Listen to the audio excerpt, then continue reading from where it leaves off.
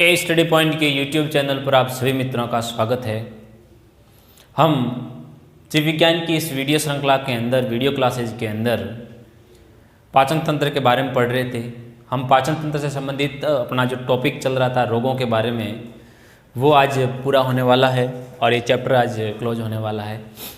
तो जो बचा है पीछे उस टॉपिक्स की बात करते हैं। हमने पाचन तंत्र के संबंधित रोग के बारे में बताया था और एंड में हम यहाँ पर हार्ट बर्न के बारे में पढ़ के गए थे। हार्ट बर्न के बारे में बताया था मैंने कहा था कि हार्ट बर्न के बारे में बताया था कि कई बार क्या होता है कि आमाशय से अम्लीय काइन होता है, वो भोजन नली में ईसोफेगस के अंदर चला जाता है, जिसकी वजह से ईसोफेगस में जाने की वजह से इस सीने वाले दर्द में या छाती वाले दर्द में तेज जलन दर्द पैदा होता है। वो क्या कहलाता है? हार्ट बर्न कहलाता है। ये बात अपन ने कही थी। एक इम्पोर्टेंट जो अपन ने रोग की बात नहीं की है, वो इम्पोर्टेंट रोग ये आता है प्रोटीन एनर्जी माल न्यूट्रिशन, PEM। कौन सा रोग है? नेक्स्ट जो अपना है वो है PEM। ये इसको बोलते हैं प्रोटीन एनर्जी माल न्यूट्रिशन।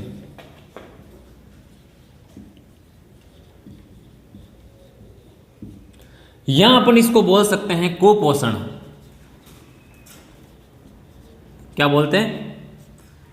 कुपोषण बोलते हैं। ठीक है, तो ये क्या होता है कुपोषण या प्रोटीन एनर्जी माल न्यूट्रिशन क्या होता है, इसके बारे में अपन बात करेंगे। इंपॉर्टेंट है बहुत ज़्यादा, कहीं पर भी बहुत सारे एग्जाम्स के अंदर ये आने की संभावना रहती है।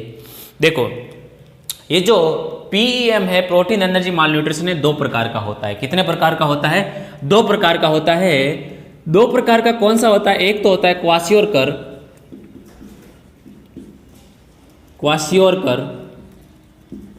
और दूसरा होता है मेरिस्मस। कौन सा होता है? मेरिस्मस या मेरिस्मस इसको बोल सकते हो।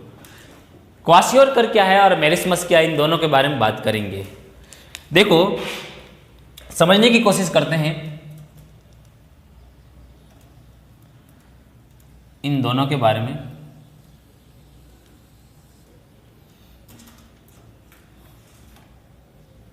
आइए खमान, सबसे पहले ये जो क्वासियोरकर रोग होता है, ये केवल और केवल प्रोटीन की कमी से होता है। मतलब कि प्रोटीन की कमी से जो शरीर के अंदर प्रभाव पड़ता है। लंबे समय से बात कर रहे हैं अपन। कुपोषण क्या होता है? कुपोषण लंबे समय से किसी भी एक पोषक तत्व की कमी हमारे शरीर के अंदर हो जाती है, तो उस कमी से जो शरीर पर प्रभाव पड़ता है वो क्या कहलाता है? कुपोषण कहलाता है। Yes, come on. अब मैंने ये कहा है कि प्रोटीन की लंबे समय से कमी हो रही है, तो ये क्वासियोरकर की है। यह प्रोटीन की कमी से होता है। लेकिन ये जो मेरिस्मस है, मेरिस्मस प्रोटीन के साथ में एनर्जी की कमी से भी होता है। यानी कि प्रोटीन की कमी तो होती ही होती है, इसके साथ में एनर्जी की भी क्या हो जाती है? कमी हो जाती है। Yes, come on. ये प्रोटीन के साथ ऊर्जा की कमी हो जाती है। ऊर्जा की कमी से होता है, एनर्जी की कमी से होता है।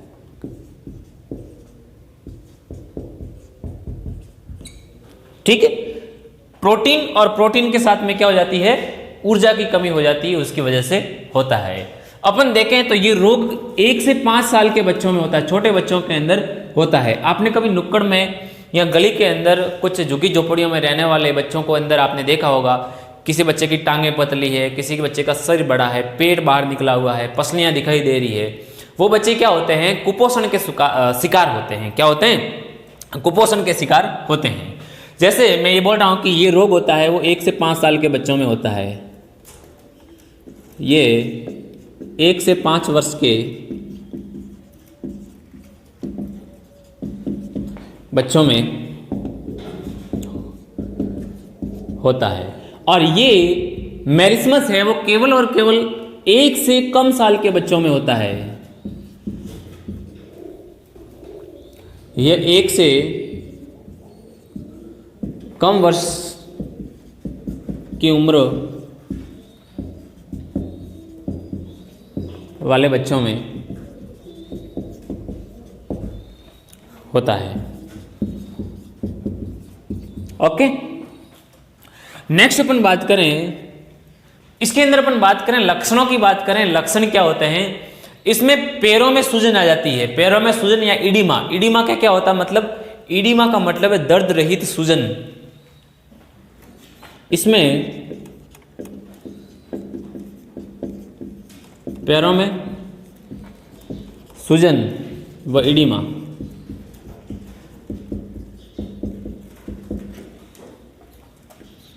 होता है। इडिमा होता है, इडिमा का मतलब है दर्द रहित सूजन, जिसमें दर्द नहीं है लेकिन सूजन है वो होती है। लेकिन इसके अंदर ऐसी कोई भी कंडीशन नहीं होती है, मतलब कि सूजन है वो अनुपस्थित होती है। आप लिख सकते हो इसमें ये लक्षण क्या होता है? अनुपस्थित होता है, सामान्य होता है, इसके पैर और सूजन भी नहीं आती है। इसके अलावा इसमें उपत्वचीय वसा उपस्थित होती है। इसमें उपत्वचीय वसा मतलब कि त्वचा के ऊपर इसकी निचली सतह में क्या होती है? वसा इकट्ठी हो जाती है। इसमें उपत्वचीय वसा उपस्थित, लेकिन इसमें क्या होती है? अनुपस्थित होती है। मतलब कि उपत्वचीय वसा इसके अंदर नहीं पाई जाती है, केवल और केवल इसके अंदर पाई जाती है। इसके अंदर आपको इसमें देखोगे तो मेरिस्मस वाले बच्चों के अंदर छोटे बच्चे होते हैं, उनके अंदर पसलियां स्पष्ट दिखाई देने लग जाती है। इसके अंदर पसलियां हैं वो स्पष्ट दिखाई नहीं देती है। इंपॉर्टेंट लक्षण है, यस कम ऑन। इसमें पसलियां स्पष्ट दिखाई नहीं देती है और इसमें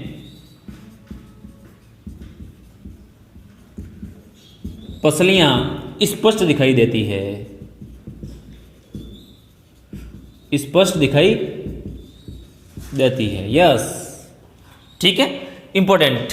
इसके अलावा अपन इसकी बात करें हैं क्वासियोर की, तो इसमें बालों का रंग है वो रेडिश हो जाता है। रेडिश का मतलब है वो हल्का लाल रंग का हो जाता है।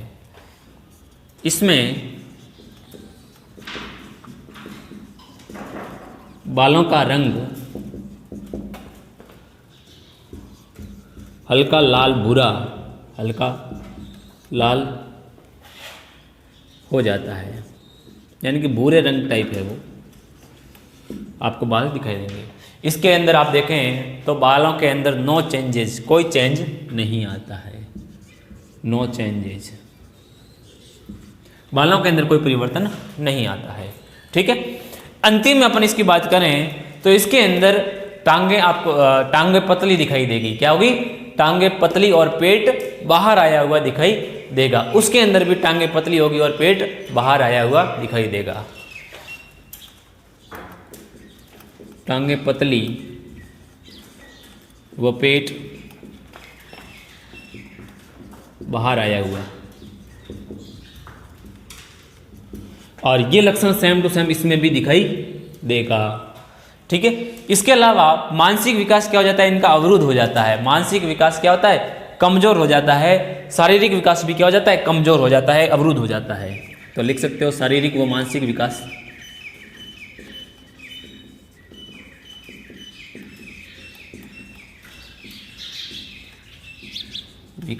अवरुद्ध। इनके अंदर भी शारीरिक और मानसिक विकास अवरुद्ध हो जाता है। ठीक है, इसके अलावा अपन बात करें, इसके अंदर पेट है वो बाहर आ जाता है। हमने कहा है इसमें पेट बाहर आने का, पेट आया बाहर, हाँ पेट बाहर आ जाता है। और इसमें एक इसके अलावा क्या बोला है? टांगे पतली हो जाती है। इसके अलावा इसकी त्वचा अपन बात करें तो इसके अंदर त्वचा होती है वो झुर्रीदार त्वचा होती है, और इसके अंदर जो त्वचा होती है वो नॉर्मल त्वचा आपको है वो देखने को मिलेगी। दोनों में त्वचा झुर्रीदार होगी। ओके ओके ओके, अपन लिखें त्वचा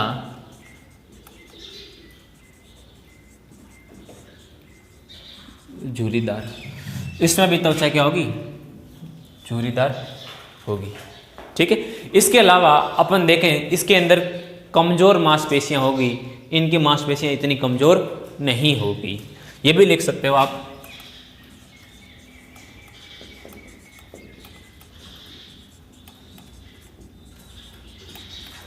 कमजोर मांसपेशियां और इनके अंदर कमजोर नहीं होती है इतनी। ठीक है, इन चीज़ों का आप है वो ध्यान रखोगे, ये चीज़ें आप है वो याद रखोगे। ये क्वासियरकर और मेरिस्मस के बारे में था, थोड़ा इन चीज़ों के बारे में आप अवेयर करना। ओके, अब अपन विटामिन के बारे में पढ़ेंगे, कौन कौन से विटामिन क्या क्या काम आते हैं, क्या क्या काम करते हैं, किस प्रकार से उनका होता है, इसके बारे में पहले है वो एकदम स्पष्ट कर लीजिए। ठीक है,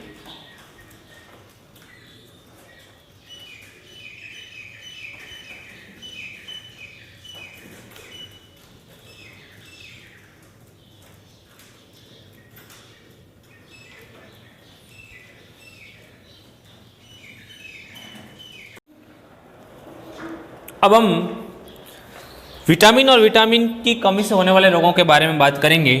तो आप हेडिंग बना सकते हो, विटामिन की कमी से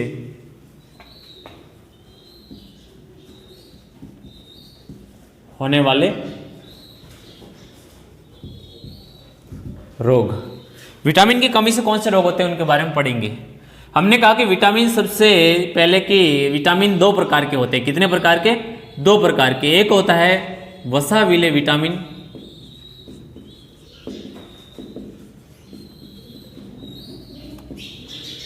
और एक होता है दूसरा जल विले, यानी कि पानी में विले होते हैं, पानी में घुलनशील होते हैं, जल विले विटामिन।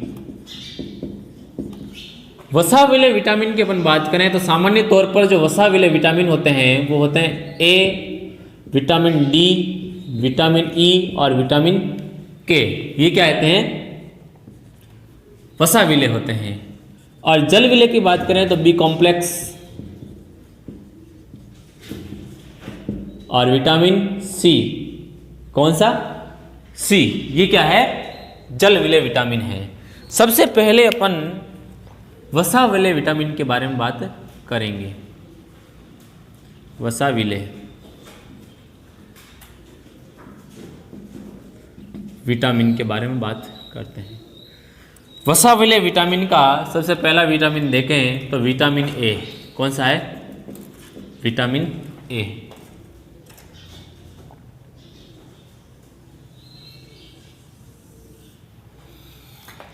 ये विटामिन ए होता है। विटामिन ए के रासायनिक नाम की अपन बात करें तो ये होता है, रासायनिक नाम इसका रेटिनॉल। कौन सा होता है? Retinol. Yes, come on, retinol. Retinol की कमी की अपन बात करें, इसकी कमी हो जाए तो शरीर के अंदर क्या प्रभाव पड़ेगा? तो शरीर के अंदर रतौंधी होगा। पहला रोग कौन सा होगा? रतौंधी, मतलब कि रात का आंधा, रात में इसको दिखाई नहीं देगा। ठीक है। और दूसरी अपन बात करें तो रतौंधी, इसको बोलते हैं नाइट ब्लाइंडनेस। Night blindness. और इसके अलावा इसके अंदर होता है जीरोप्थेल्मिया।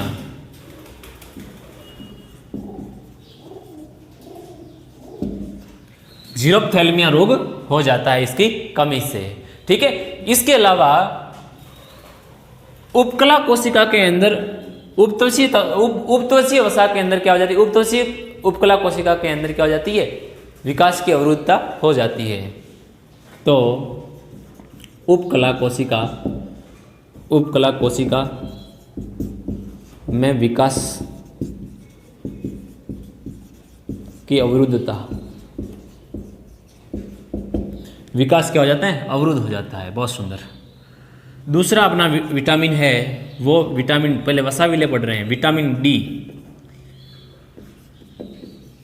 विटामिन डी, विटामिन डी की बात करें तो ये कॉलीसिस्टोकोलीफेरॉल या कॉलीसिस्टोफेरॉल बोल सकते हैं इसको, या कॉलीकैल्सीफेरॉल बोल सकते हैं इसको।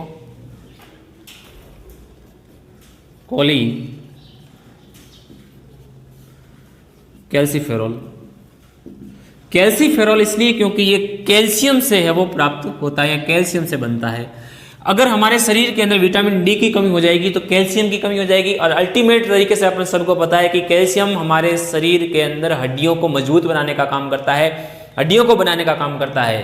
तो अल्टीमेट तरीके से अपन कह सकते हैं कि विटामिन डी की कमी से अपन शरीर के अंदर कौन सा रोग होगा, हड्डियों का रोग हो जाएगा। बच्चों के अंदर अपन बात करें तो बच्चों के अंदर ये रिकेट्स रोग पैदा करता है। क्या करता है? रिकेट्स रोग पैदा करता है। बच्चों में अपन बात करें तो रिकेट्स रोग होता है। कौन सा होता है? और बुढ़ों में बात करें तो या वयस्क में अपन बात करें तो ऑस्टियोमलेशिया। कौन सा? ऑस्टियोमलेशिया। ये कोई मलेशिया से संबंधित नहीं है, लेकिन जो रोग है हड्डियों से संबंधित है, इसलिए ऑस्टियो और मलेशिया। हड्डियों के अंदर कमजोरी आ जाती है, हड्डियों के अंदर पोर बन जाते हैं और कमजोर और टूटने योग्य हड्डियां बन जाती है, टूटने लायक है वो हड्डियां बन जाती। तीसरा है विटामिन ई।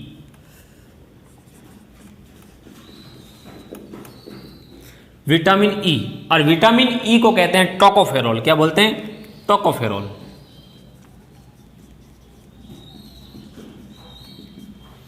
टोकोफेरॉल क्या करता है? सामान्य तौर पर अपन विटामिन ई की बात करें तो विटामिन ई एक प्रकार से एंटीऑक्सीडेंट होता है। क्या होता है? एंटीऑक्सीडेंट होता है। शरीर के अंदर ये एंटीऑक्सीडेंट का काम करता है, और विटामिन इसकी कमी से शरीर के अंदर बंध्यता आ जाती है। क्या आ जाती है? किसी भी इंसान के अंदर बंध्यता आ जाती है। कमी से अपन बात करें स्टेरिलिटी आ जाती है, बंध्यता आ जाती है। ठीक है। चौथा होता है अपना विटामिन के।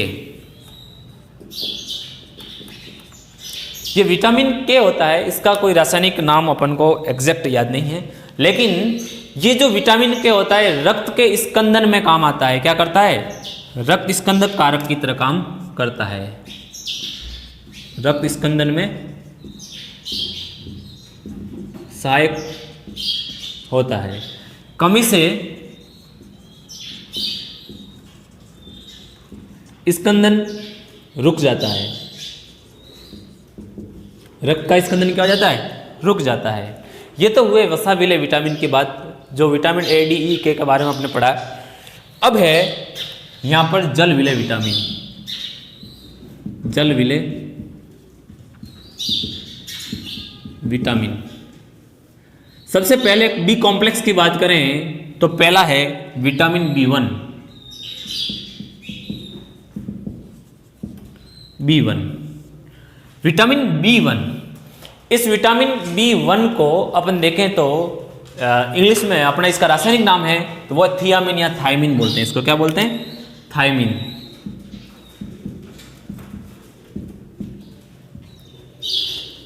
थायमिन की कमी से अपन रोग की बात करें तो ये थायमिन क्या होता है? बेरी बेरी रोग पैदा करता है। ये TPP का को फैक्टर है। क्या है? TPP का को फैक्टर है। TPP का को फैक्टर। और कमी से क्या होता है? बेरी बेरी रोग होता है। ठीक है। कमी से क्या होता है? बेरी बेरी रोग होता है। इसके बाद है विटामिन B2। क्या है? B2। B2 को रासायनिक नाम होता है राइबोफ्लेविन। क्या होता है? राइबोफ्लेविन, जो FMN FAD का को फैक्टर होता है। क्या होता है? FMN FAD का को फैक्टर होता है। ठीक है। दूसरा विटामिन B2, और विटामिन B2 होता है राइबोफ्लेविन।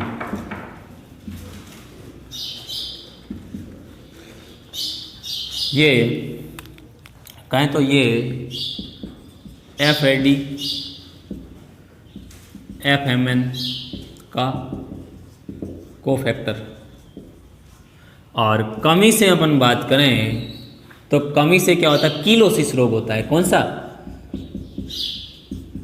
किलोसिस। किलोसिस में होठ फटना, होठ फटना, और होठ फट जाएंगे तो होठों से रक्त बहेगा। होठ फटना व फटे हुए स्थानों से रक्त बहना। ठीक है, तो इसका आप है वो ध्यान रखोगे। सामान्य रूप से ये FMN और FAD का क्या है, कोफैक्टर है। ये FMN और FAD प्लांट फिजियोलॉजी के अंदर अपन बात करेंगे, वहाँ पर प्रकाश संश्लेषण के समय श्वसन के समय ये जो बनते हैं यौगिक, उनके बारे में अपन बात करेंगे। ठीक है, तीसरा जो है अपना है वो विटामिन B3 है, जिसका रासायनिक नाम क्या है, नियासिन है। क्या है, नियासिन है। विटामिन B3, विटामिन B3, इसका रासायनिक नाम बात करें तो नियासिन। क्या है, नियासिन। और ये NAD या NADP का कोफैक्टर है। NAD और NADP का कोफैक्टर है। कमी से अपन रोग की बात करें, B3 की कमी से कौन सा रोग होता है, B3 की कमी से पेलेग्रा रोग होता है। कौन सा होता है, पेलेग्रा।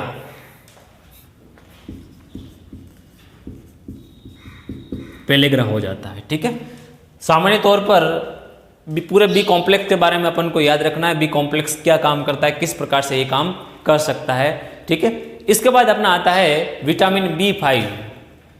विटामिन B5 होता है वो कोएंजाइम A का कोफैक्टर होता है, और कमी से क्या होता है,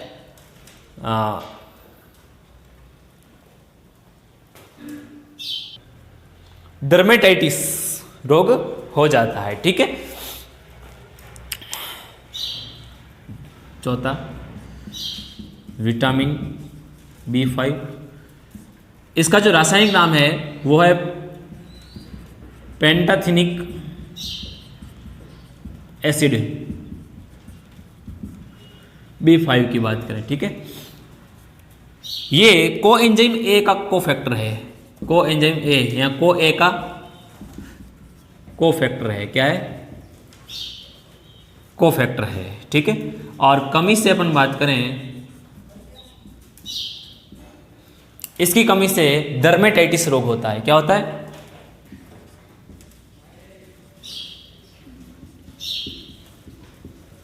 डर्मेटाइटिस रोग होता है, त्वचा रोग होता है। ठीक है, छठा पांचवा है अपने विटामिन बी कॉम्प्लेक्स का जो नेक्स्ट है वो विटामिन B6 है। क्या है, B6, जिसको बोलते हैं पायरिडॉक्सिन कहते हैं। क्या बोलते हैं, pyridoxine. Vitamin B6, vitamin B6 pyridoxine.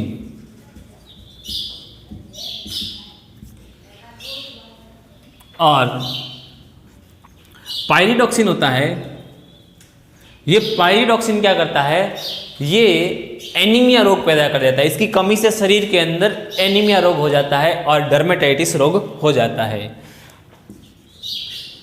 कमी से एनीमिया और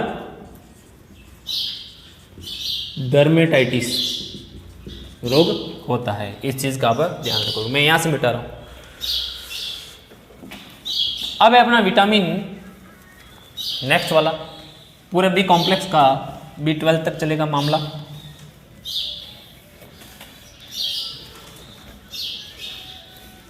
अच्छा, विटामिन B17 भी होता है, कैंसर के उपचार में काम आता है ना। विटामिन B17 भी होता है। नेक्स्ट है अपना विटामिन B7, जिसको अपन बोल सकते हैं बायोटीन। क्या करते हैं, बायोटीन B7। छठा विटामिन B7, और इसका वैज्ञानिक अपने रासायनिक नाम क्या है, बायोटीन।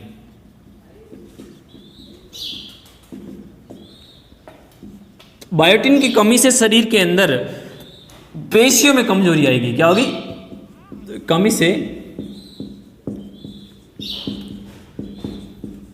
पेशियों में कमजोरी उत्पन्न होगी। यस, पेशी क्या होगी, कमजोर हो जाएगी। ठीक है, सातवां है अपना नेक्स्ट विटामिन है वो है विटामिन B10, जिसको बोलते हैं फॉलिक एसिड। क्या बोलते हैं, फॉलिक एसिड बोलते हैं। और विटामिन B10 की वजह से अपन के अंदर है वो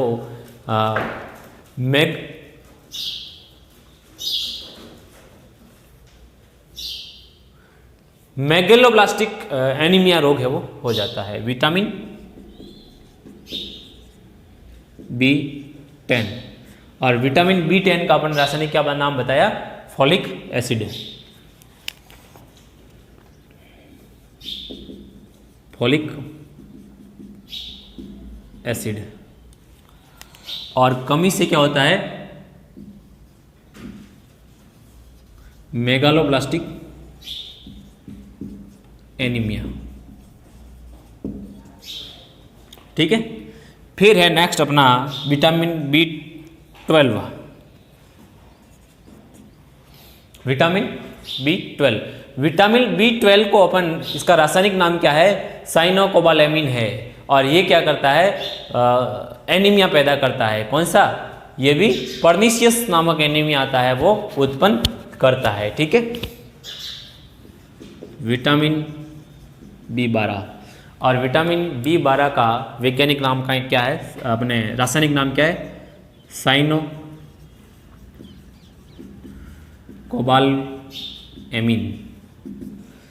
और विटामिन B12 की कमी से पर्नीशियस एनीमिया, ये भी एनीमिया उत्पन्न करता है,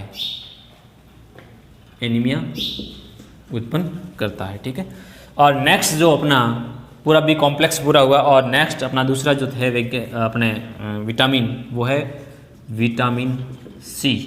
कौन सा है, विटामिन C।